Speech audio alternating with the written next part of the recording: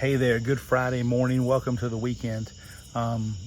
Several of us are gathering at 2 o'clock at the home of JC and Darlene Calhoun to pray for JC today. So you may want to join us there. If you're not able to, just voice a prayer there where you are for Brother JC Calhoun, just in intense pain as cancer has taken a great progression on him. And JC's been a good friend to a lot of people. We want to pray that God be gracious to him.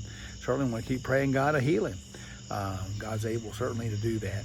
Our theme verse today comes from Romans 1:1, where Paul says he is an apostle separated to the gospel of God. I want to focus on that little preposition of the gospel of God. It's his gospel. It's his gospel. It was probably the most frequently and most familiar quoted verse of scripture is John 3:16. For God so loved the world that he gave his only son, that whoever believes in him should not perish but have everlasting life.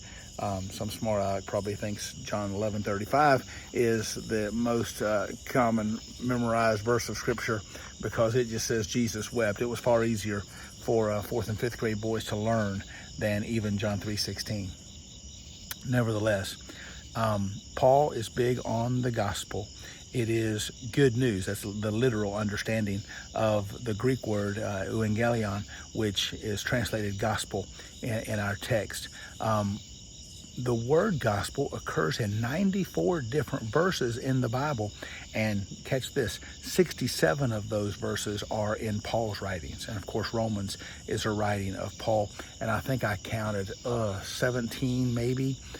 17 of those just in the book of Romans, especially when you get over chapter 15. Paul references the gospel in chapter 1 and chapter 15 many, many times. But here in Romans 1:1, he says it is the gospel of God. This is important for us to keep in mind. There is nothing savable about us. There's nothing lovable about humanity. There's nothing worth saving in humanity. But it was God who loved the world. It was God who sent his son. Therefore, it is his gospel. It is his good news. I was reading a commentary today by Richard Newell, and yesterday, and Richard Newell said the gospel is good news for bad people. Good news for bad people. You talk about the contrast between the news and the recipient. Good news for bad people. Keep that in mind. Hey, thank God for the gospel.